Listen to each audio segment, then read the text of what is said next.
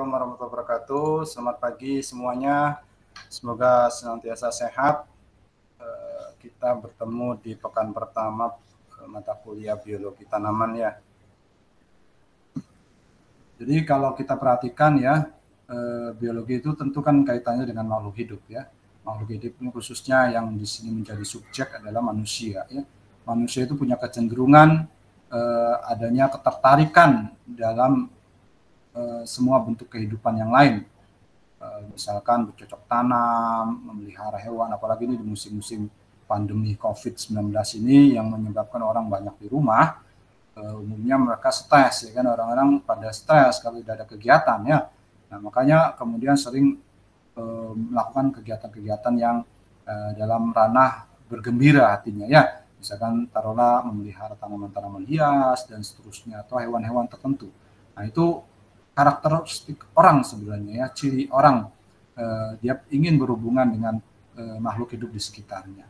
Nah di dalam biologi nanti kita ingin mencoba untuk bagaimana memasuki bentuk-bentuk kehidupan, baik itu ekosistem ya, ekosistem yang luas itu hutan, gurun, danau, laut dan seterusnya, sampai sesuatu yang mikroskopik ya, sesuatu yang hanya bisa dilihat dengan bantuan mikroskop tanpa mata telanjang gitu ya. Jadi bagaimana kita akan nanti belajar tentang mikroskopik ya, sel atau bagian yang kecil dari makhluk hidup. Kemudian ada juga kita belajar dengan submikroskopik, yaitu di dalam sel yang kemudian kita bisa amati dengan mikroskop, itu ada bagian-bagian lain yang menyusun di dalam sel itu. Ya, salah satunya adalah molekul-molekul ya, molekul-molekul itu disebut dengan submikroskopik ya. Nah itu kita akan belajar di situ.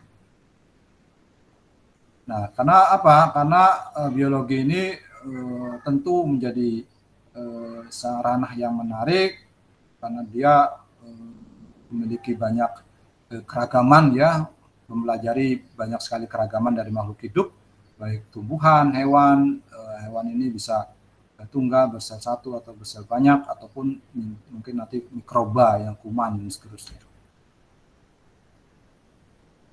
Mungkin kita bertanya, apa sih sebenarnya pengertian biologi gitu ya. Sebelum masuk ke sana, kita akan perhatikan bahwa biologi ini ada kaitannya dengan sesuatu yang ada bio, ya kan, hidup, ilmu.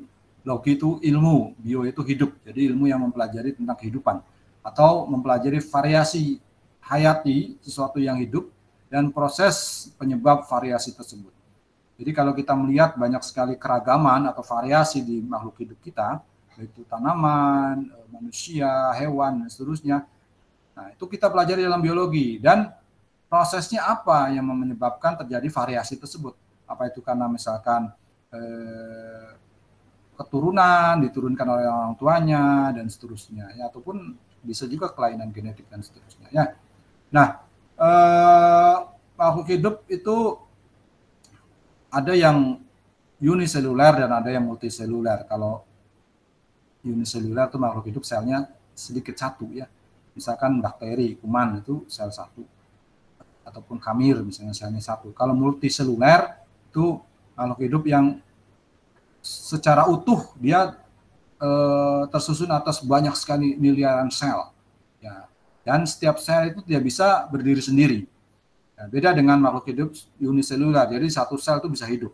Tapi kalau makhluk hidup multiseluler, dia tidak bisa hidup satu sel itu, tapi harus satu kesatuan. Seperti manusia ini kan, itu kan bahan dasarnya adalah sel. Kemudian sel bergabung banyak dalam suatu jaringan organ, kemudian baru kemudian tubuh organisme. Nah, jadi biologi itu apa? Ilmu hayati yang mempelajari tentang aspek kehidupan ya, yang didukung oleh cabang, ya, cabang-cabang yang mengkhususkan diri pada setiap kelompok organisme. Misalkan ada yang disebut dengan botani, di dalam biologi itu ada ilmu yang namanya botani, yang khusus mereka mempelajari tentang tumbuhan. Ada zoologi, tentang hewan. Ada juga mikrobiologi yang mempelajari jasa trenik atau organisme-organisme yang kecil atau mikroskopik. Nah, itu biologi bisa dikelompokkan kecil-kecil seperti itu ya. Pertanyaan berikutnya adalah apa sih yang disebut dengan biologi pertanian? Ya tentu kita sederhananya adalah mengaitkan sajalah dengan pertanian. Jadi bagaimana ilmu biologi itu yang kita pelajari tentang aspek kehidupannya kita hubungkan dengan bidang pertanian. Ya, hubungkan dengan bidang pertanian. Misalkan di dalam bidang pertanian ini ada bagaimana orang kemudian ingin menghasilkan suatu produk padi misalkan kelas premium yang misalkan memiliki kadar protein tinggi atau kadar serat yang tinggi misalkan kan ya. Nah, agar kita bisa menghasilkan produk yang premium tadi yang bisa dijual dengan harga mahal misalkan ya, maka kemudian perlu dukungan dari ilmu-ilmu dasar ya. Bagaimana kemudian orang itu mengelola pertaniannya sehingga menghasilkan produk yang berkualitas sehingga bisa dijual oleh teman-teman dari agribisnis. Nah, sebelum dijual menjadi produk, kemudian dia harus dikelola dengan baik dalam sistem budidaya. Nah, agar sistem budidaya berkembang atau berjalan dengan baik prosesnya, maka kita harus paham betul biologinya. Jadi misalkan seperti ini. Kalau kita menanam misalkan mangga, misalkan. Nah, pohon mangga itu ketika kita akan menginginkan mereka berbuah, itu ada mekanisme khusus yang kita bisa perlakukan, yaitu dia diberikan cekaman kekeringan misalkan. Jadi bagaimana kemudian kita perlakukan dia supaya minim air. Maka dengan adanya minim air itu dia akan merangsang dia untuk menghasilkan bunga, akhirnya buah. Nah, kalau kita tidak memahami betul bagaimana ilmu biologi, maka kita tidak paham bagaimana agar produksi kita menjadi baik, sistem budidaya kita menjadi prosesnya berjalan dengan baik, nanti akhirnya hasilnya pun baik. Jadi kita penting sekali belajar biologi ya. Nah, berdasarkan hal-hal yang saya jelaskan sebelumnya, maka peringkat hayati makhluk hidup itu dikelompokkan dengan cara berjenjang, bukan dikelompokkan tapi dia berjenjang. Ada sel sebagai unit terkecil penyusun makhluk hidup, kemudian ada organisme, ada kelompok, ada pun negara. Oh, ini negara terlalu tinggi ya, mungkin banyaknya kelompok dalam masyarakat di dalam suatu kumpulan tertentu yang disebut dengan negara. Kalau hayati sendiri sebenarnya ada sel, kemudian sel menjadi jaringan, lalu jaringan bergabung, kemudian menjadi sistem organ, kemudian organ, lalu kemudian menjadi individu atau organisme. Organisme banyak dalam satu lokasi, ya kan? Nanti bisa berkelompok-kelompok, nanti ujung-ujungnya adalah dalam suatu negara, mungkin seperti itu ya. Nah, peringkat hayati yang semakin sederhana, semakin rendah, itu biasanya organisasinya itu semakin purba atau semakin sederhana. Contoh misalkan bakteri. Bakteri itu kan organisme mikroskopik, organisme sel tunggal, selnya satu, bandingkan dengan manusia. Manusia itu selnya miliaran. Nah, atau tanaman lah, selnya kan miliaran. Tapi kalau bakteri itu selnya satu. Nah, bakteri dengan tanaman tentu berbeda mekanisme tubuhnya. Bagaimana cara dia makan, bertahan hidup, tumbuh berkembang tentu berbeda. Kenapa berbeda? Ya karena di dalam bakteri hanya satu sel. Bagaimana satu sel itu bisa supaya bisa hidup? Nah, di dalam situ Tuhan menciptakan memang bakteri punya kemampuan untuk makhluk hidup uniseluler sehingga dia bisa berkembang biak dengan mekanisme misalkan membelah diri. Nah, kan manusia tidak bisa membelah diri, ya kan? Nah, kemudian ada perbedaan-perbedaan. Semakin dia sederhana, semakin peringkatnya semakin di bawah, makin semakin sederhana atau semakin purba organisasinya. Bukan berarti jelek loh ya, tetapi memang tidak bisa dibandingkan satu dengan yang lainnya. Bakteri juga oke, istimewa. Manusia, tanaman juga istimewa. Semua karunia Tuhan kan. Tapi dalam hal ini tentu di biologi kita ingin menjelaskan bahwa peringkat ya semakin hayati semakin rendah, semakin sederhana organisasi dan semakin purba mereka ya.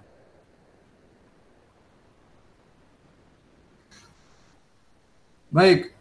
Nah, ini adalah peranan biologi, ilmu biologi di bidang pertanian. Teman-teman sudah bisa barangkali sudah bisa menerka-nerka ya dari penjelasan saya di awal, bahwa yang pertama bisa kemungkinan membantu menemukan dan mengembangkan bahan kebutuhan pokok manusia dari tanaman pertanian.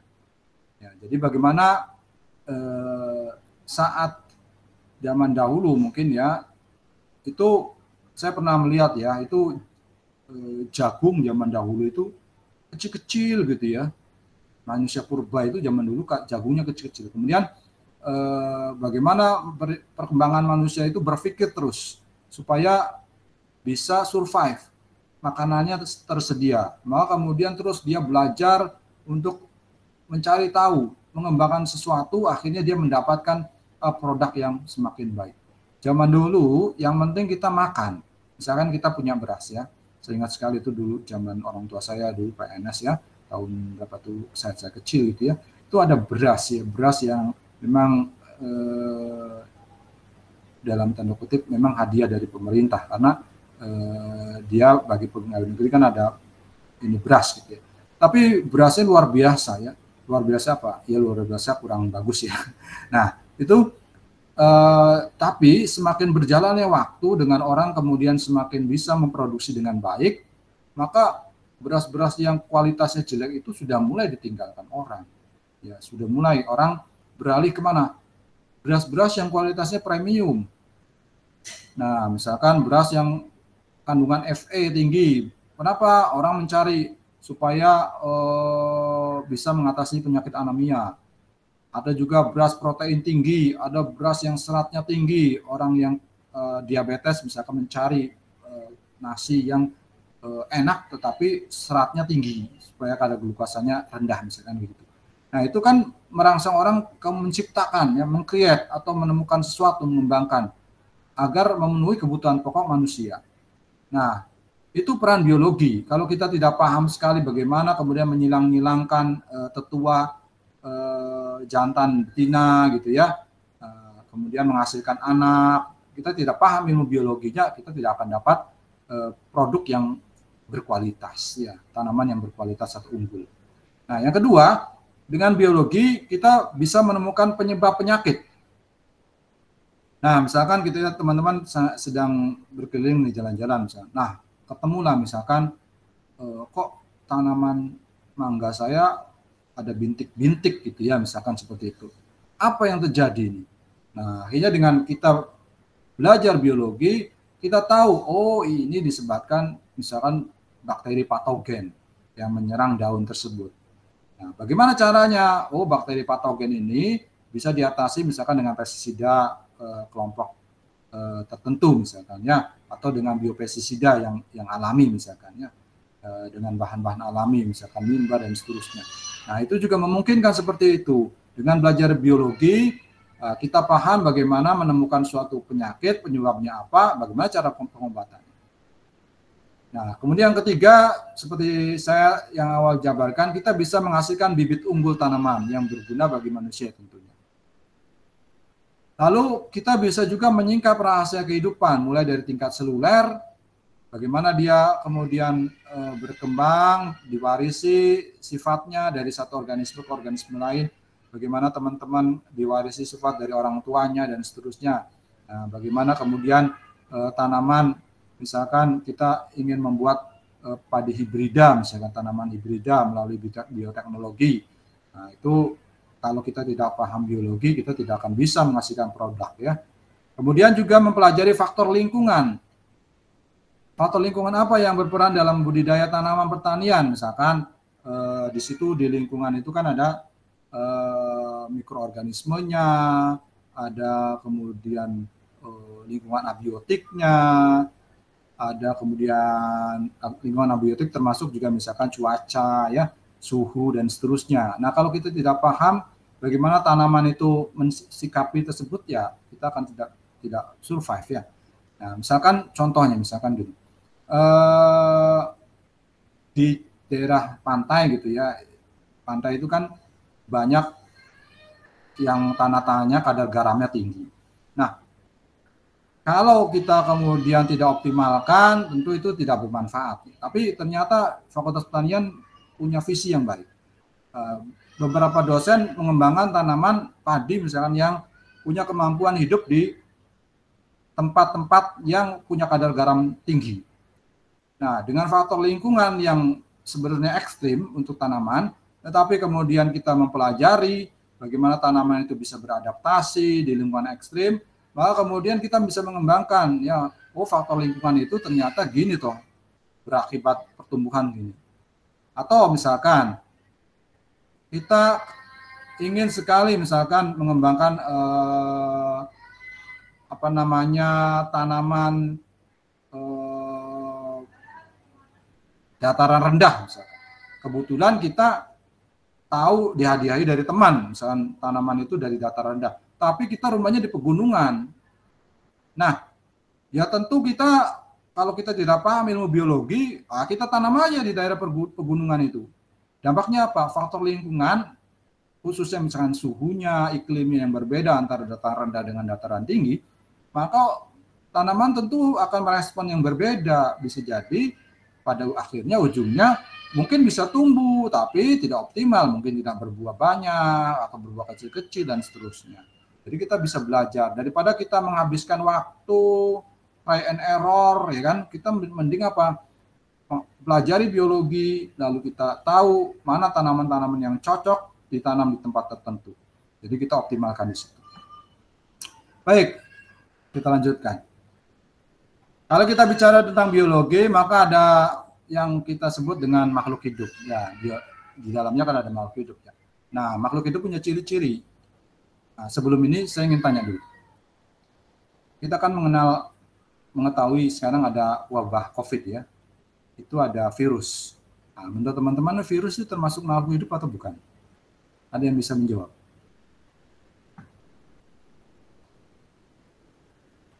Ayo, barangkali siapa yang bisa membantu saya menjawab? Virus termasuk makhluk hidup atau bukan? Gak apa-apa, salah juga gak apa-apa, gak masalah ya. Keliru sedikit gak apa-apa, keliru banyak juga gak apa-apa. Ya, ini namanya juga belajar. Ayo kita aktif ya. Saya akan kasih nilai kalau anak-anak yang aktif, mahasiswa yang aktif, saya akan kasih apresiasi ya. Pak, mencoba menjawab Pak.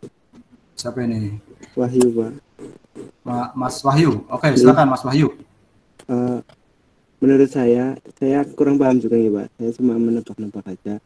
Kalau virus itu termasuk benda tidak hidup karena tidak memiliki jaringan, namun dapat membelah diri Pak. Cuma terdiri atas dua zat, yaitu protein dan asam apa gitu Pak, saya lupa Pak.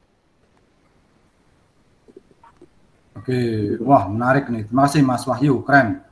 Jadi Mas Wahyu ternyata meskipun dari agribisnis punya pengalaman luas, pengetahuan luas. Jadi saya harapkan seperti itu ya teman-teman ya. Meskipun kita dari jurusan mana, tapi kita juga jangan menutup mata dengan pengetahuan-pengetahuan di luar sana. Kita tetap baca, ingin cari tahu, itulah fungsinya kita dikaruniai akal ya. Baik, betul ya tadi Mas Wahyu sampaikan. Jadi virus itu umumnya orang bersepakat bahwa dia tidak digolongkan ke dalam organisme, tapi dia digolongkan ke dalam entity. Entity itu apa ya? Entity itu suatu seperti benda ya. Kenapa? Karena virus dia tidak akan bisa berkembang biak sebagai ciri makhluk hidup ya. Itu kalau dia tidak berada dalam inang. Nah, kalau dia ada di lingkungan sekitar saja, di meja, di komputer, di gagang pintu segala macam, dia akan mati. Dia nggak bisa ngapa-ngapain, nggak bisa berkembang biak, nggak bisa makan dan seterusnya. Ya, jadi kuncinya sebenarnya untuk virus itu mudah. Jangan sampai virus itu masuk tubuh aja, ya itu. Jadi bagaimana kita mencegahnya dia supaya tidak masuk tubuh. Nah, jadi nanti kita perhatikan di sini ciri-ciri makhluk hidup ya. Nah, pertama adalah organisme kehidupan yang rumit, ya.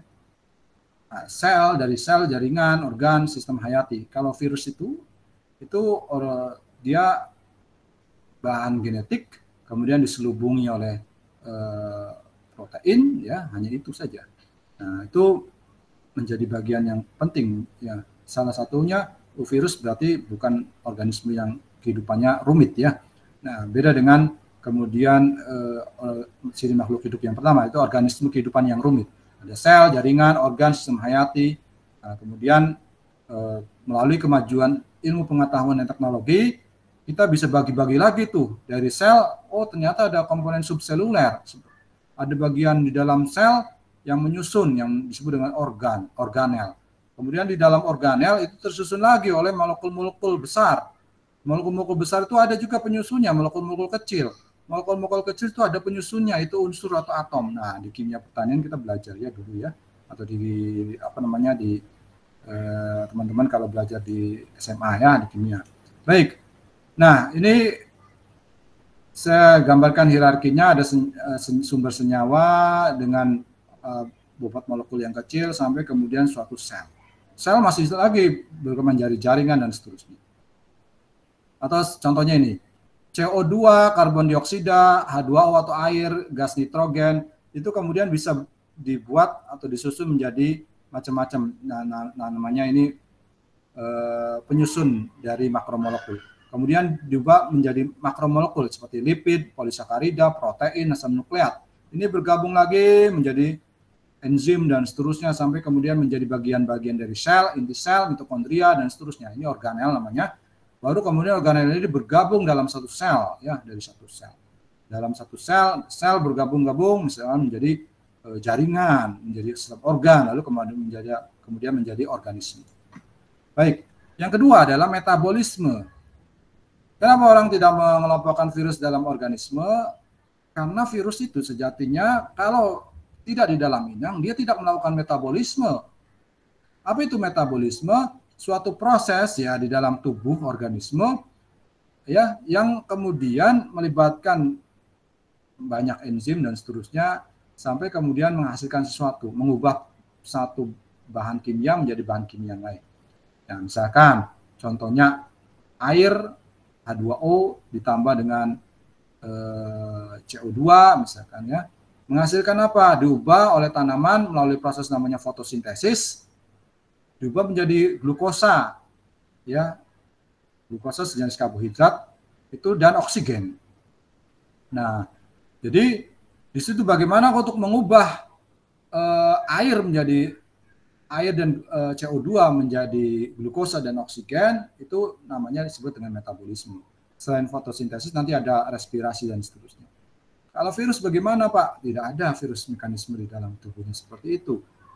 Dia tidak punya kemampuan kemudian menghasilkan makanan dari fotosintesis, tidak punya kemampuan untuk melakukan respirasi atau mengubah bahan-bahan makromolekul menjadi bahan sederhana untuk aktivitasnya, dia tidak ada.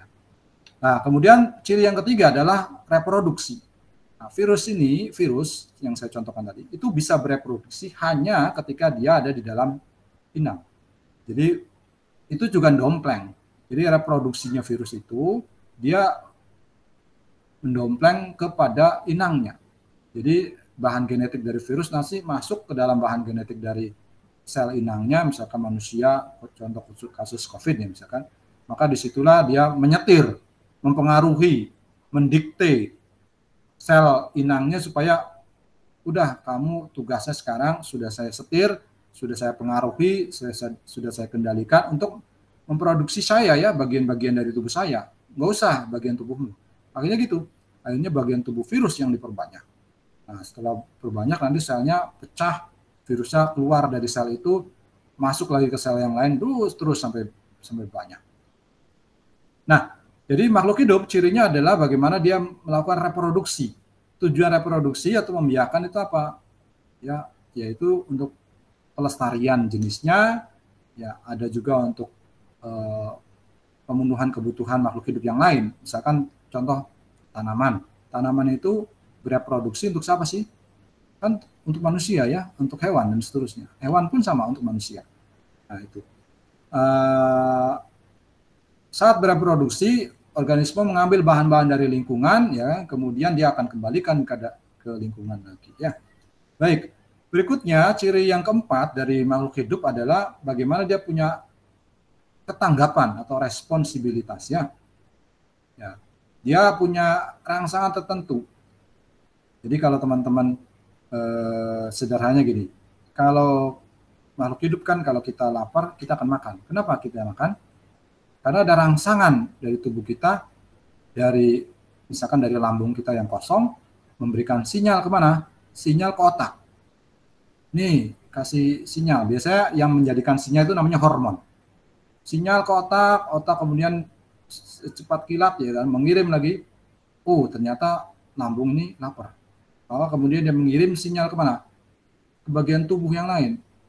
Baik itu misalkan mulut, tangan, mata, jadi misalkan ke kaki. Kalau ke kaki dia akan berjalan untuk mencari sumber makanan, ke tangan dia akan menyendak makanan, ke mulut dia akan mengunyah makanan, dan seterusnya. Sampai terakhirnya makanan itu penuh, masuk ke dalam tubuhnya. Begitu pula tanaman atau tumbuhan. Itu ada mekanisme yang ada respon, tanggap. Jadi kalau misalkan tanaman ingin tumbuh misalkan dari biji misalkan, teman-teman misalkan mencoba menanam biji, menyemai biji gitu ya di kapas. Nah, ketika kondisinya kering dia tidak akan tumbuh. Tapi ketika ada air dibasahi, maka adanya air itu memberikan respon, ya kan, agar air menyerap masuk ke dalam sel-sel dari biji itu, lalu mengaktifkan enzim-enzim. Mengaktifkan enzim-enzim yang berperan untuk apa? Untuk pertumbuhan. Nah, disitulah enzim kemudian berperan, lalu kemudian menghasilkan hormon-hormon tertentu untuk pertumbuhan tanaman tersebut. Hormon itu memberikan sinyal untuk tanaman, ayo tumbuh dong, menghasilkan akar, menghasilkan tunas, akhirnya kemudian dia tumbuh berkembang, ya kan gitu ya. Dan ada juga yang ciri kelima adalah adanya variasi, ya. Proses perubahan organisme akan memperbanyak terjadinya variasi. Nah, biasanya seperti ini. Jadi makhluk hidup itu kan tentu punya kemampuan berpikir ataupun mencoba dirinya untuk survive. Nah, misalkan taruhlah kita saja ya, kalau kita ditempatkan di tempat sesuatu yang tidak ada makanan di situ, maka agar kita bisa survive, apa yang kita lakukan? Tentu kan berpikir ya. Nah, misalkan taruhlah akan memanjat pohon, mencari buah-buahan dan seterusnya. Nah, itulah proses adaptasi. Kalau ternyata kita biasa makan nasi, tapi kemudian di dalam hutan di Afrika misalkan tidak ada nasi di situ, apa yang kita lakukan? Demi kita menyambung hidup, kita akan beradaptasi dari mulai perut yang terbiasa makan nasi, beradaptasi terbiasa makan buah misalkan. Nah gitu kan, mungkin awal-awal berontak, tapi lama-lama dia ada proses adaptasi di situ. Tanaman juga sama, jadi harus ada adaptasi. Saya punya tanaman stroberi yang saya kembangkan sejak tahun 2015 di rumah. Jadi dia sudah beradaptasi di lingkungan yang dataran rendah, tadinya dari dataran tinggi. Nah, sudah bisa beradaptasi, bisa berbuah, bahkan buahnya juga cukup besar ya, meskipun dibanding tanaman stroberi yang di dataran tinggi masih kalah ya. Tapi kalau kita intensif sebenarnya buahnya tidak akan kalah. Jadi itu ada kemampuan adaptasi dari suatu tanaman untuk bisa survive. Nah, itu karena ada apa? Karena kemampuan mereka untuk kita sebagai ciri makhluk hidup ya. Baik, itu yang terkait dengan ciri makhluk hidup. Nah, berikutnya saya sedikit ulas saja ini sedikit. Kita punya waktu sampai 8.15 karena teman-teman nanti akan mengerjakan kuis ya 8.15 di Eldiru. Silakan nanti mengerjakan kuis setelah saya beri penjelasan. Kuisnya mudah ya, kuisnya sangat mudah. Kalau teman-teman perhatikan saja apa yang saya sampaikan, insya Allah bisa. Nah, kita kenal dengan organisasi kehidupan. Jadi bagaimana suatu sel itu tersusun atas organel. Organel tersusun atas makromolekul. Makromolekul tersusun atas molekul-molekul sederhana. Contoh, yang paling banyak menyusun komposisi dari makhluk hidup adalah air dan bahan-bahan organik. Air, H2O, juga bahan-bahan organik yang biasanya mengandung rantai karbon ya, C gitu ya, sebagai kerangkanya. Nah, di situ kita perhatikan bahwa air ini menjadi bagian penting yang menjadi penyusun suatu makhluk hidup. Bisa sampai 95% bagian sel itu air. Di dalam sel itu ada namanya di dalam sel ada sitoplasma. Sitoplasma itu sebenarnya adalah air, kumpulan air ya. Nah, disitulah kemudian pentingnya air bagi makhluk hidup. Jadi mulai dia bisa mengalirkan unsur hara misalkan bagi tanaman sampai ke organ-organ tumbuhan, misalkan itu pohon ada daun-daunnya yang berfotosintesis, maka kemudian melalui apa? Melalui air. Karena air perannya sebagai pelarut. Jadi air melarutkan ion-ion yang unsur hara yang ada di tanah sehingga kemudian bisa menghantarkan ion-ion itu sampai ke bagian yang membutuhkan, yaitu misalkan bagian-bagian daun dan seterusnya. Air juga berperan sebagai bahan untuk suspensi. Jadi ada bahan-bahan yang tidak larut dalam air, tidak mengion ya misalkan ya. Kalau unsur hara kan biasanya dia mengion dalam bentuk ionnya untuk masuk ke dalam tanaman. Tapi kalau yang lain ada juga bahan-bahan itu dia tidak bisa mengion sehingga dia tidak bisa larut sempurna di dalam air, tapi dia bentuknya suspensi. Suspensi itu kayak apa ya? Dia larut tapi sebagian tidak. Tapi tidak terpisah sempurna. Jadi ada bagian-bagian yang kemudian kalau kita diamkan mengendap, tapi kalau kita duduk lagi dia akan mencampur. Kemudian air polanya juga ada untuk menyerap ya ketika sel itu punya aktivitas meningkatkan temperatur. Jadi kalau sel beraktivitas dia kan temperaturnya naik. Maka air itu perannya untuk mengurangi ya, panas. Jadi panas itu bisa diturunkan dengan air. Jadi kalau sederhananya kalau kita misalkan sakit gitu ya, demam, itu kan biasanya dikompres. Dikompres pakai air hangat ya, jangan pakai air dingin atau air es. Nah, air hangat, nah disitulah kemudian peran dia untuk menyerap panas. Nah, kemudian seperti yang saya sampaikan tadi, sebagai sarana pengangkut, ya, selain melarutkan bahan-bahan unsur hara yang dibutuhkan tanaman, air juga mengangkut, membawa, ya, menjadi transport, ya, sehingga hara itu berpindah dari satu tempat ke tempat yang lain, ya. Kalau di sini contohnya misalnya urin, keringat, ya, itu pada manusia, ya. Tadi pada tanaman saya contohkan tadi unsur hara makro, mikro, ya. Itu untuk bisa mencapai misalkan daun atau bagian-bagian tanaman yang membutuhkan, dia bisa diantarkan dengan air dengan sistem transport. Terus macam-macam fungsi air yang bisa teman-teman baca sendiri, intinya tadi sebenarnya pelarut dan seterusnya. Oke, jadi dalam tubuh pun selain air ada yang disebut dengan gas, ya, ada oksigen, karbon dioksida, nitrogen, amonia, ini menjadi yang penting. Kenapa menjadi penting? Karena makhluk hidup biasanya kan kalau tanaman menghasilkan oksigen, manusia menghasilkan CO2, tanaman membutuhkan CO2, manusia membutuhkan oksigen, kan gitu ya. Untuk apa sih? Taruhlah tanaman menghasilkan oksigen. Oksigen itu sebagian 60% tanaman itu akan diserahkan ke lingkungan. Ketika sudah ke lingkungan, tanaman baik ya. Jadi 100% dihasilkan oksigen, hanya 40% dipakai sendiri, 60%-nya diserahkan ke lingkungan. Di lingkungan dia akan dipakai oleh manusia. Oksigen dipakai manusia, dihirup oleh paru-paru manusia untuk apa? Untuk kemudian masuk ke dalam darah dan seterusnya. Untuk di situ di dalam darah masuk ke dalam sel, di dalam sel oksigen dibutuhkan untuk respirasi, untuk penghancuran bahan-bahan besar menjadi bahan-bahan kecil yang akhirnya menjadi tenaga bagi manusia atau bagi hewan. Nah, CO2 untuk apa? Manusia menghasilkan CO2, ya. Nah, ketika CO2 kemudian dibuang oleh manusia dan hewan, ditangkap oleh tanaman.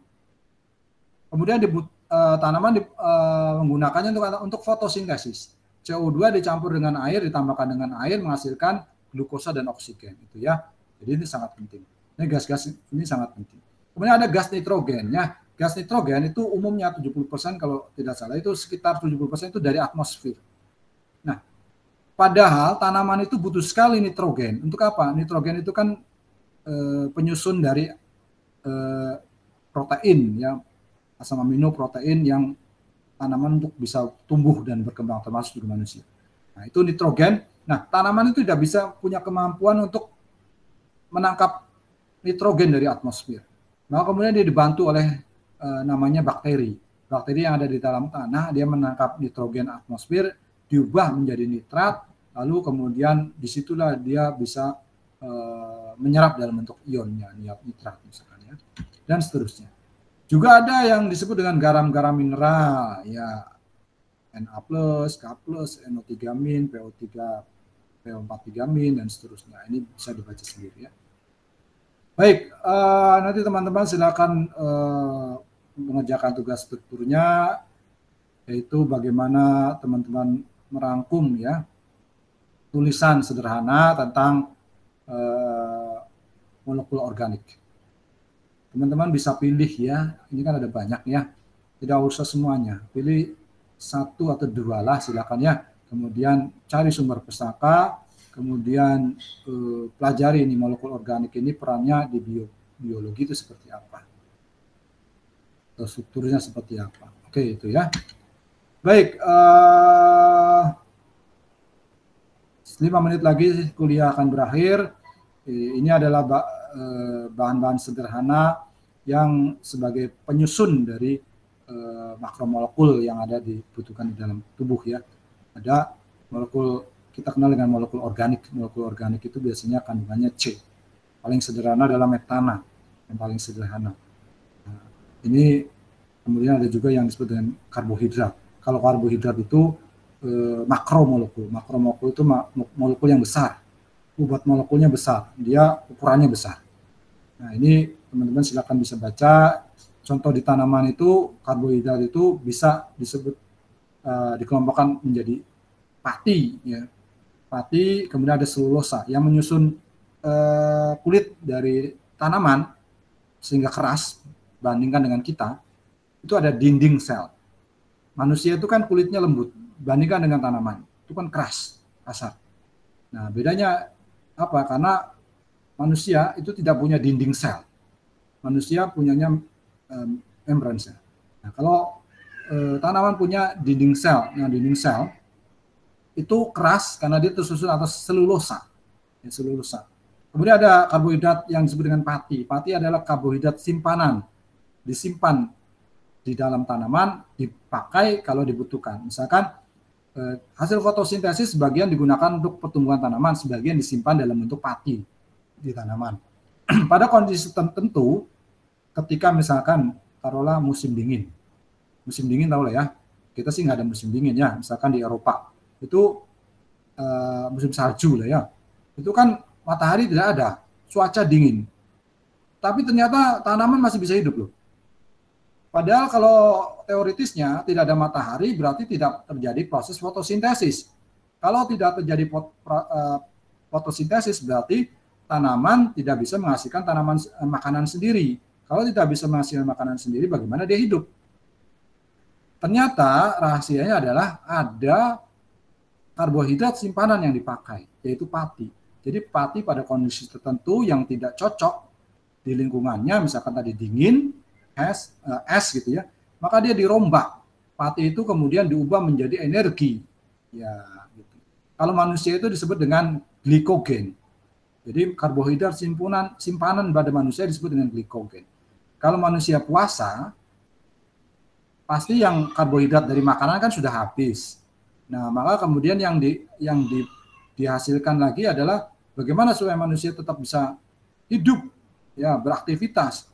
Apa langsung dari lemak? Tidak, tapi dari karbohidrat simpanan dulu, yaitu di hati, di bagian hati yang disebut dengan glikogen, diubah menjadi energi. Kalau glikogennya habis, barulah lemak.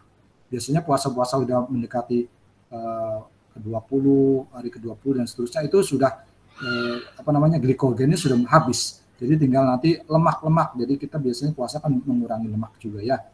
Baik, itu yang kaitannya dengan karbohidrat. Kemudian ada lipid.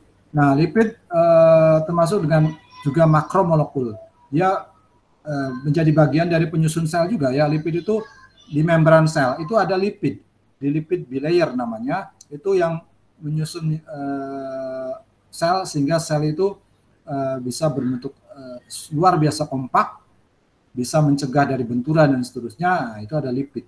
Kalau manusia itu punya lipid biasanya untuk mengatasi dari dia misalkan panas gitu ya, suasana yang ekstrim atau kedinginan, dia akan ada lipid sehingga kemudian akan membuat manusia menjadi hangat.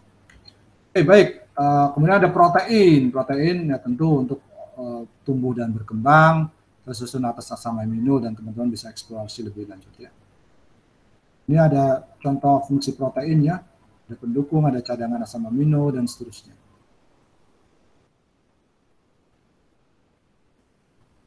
Oke, untuk enzim nanti ini ada kajiannya sendiri. Kemudian ada makromolekul lain yaitu asam nukleat, yang ini perannya sebenarnya untuk diturunkan ya, untuk mengatur sistem tubuh kita, mengatur bagaimana membawa sistem informasi genetik. Baik, terima kasih atas perhatiannya, atas peran aktifnya. Saya akhiri, Assalamualaikum warahmatullahi wabarakatuh. Saya pamit untuk meninggalkan ruang ya.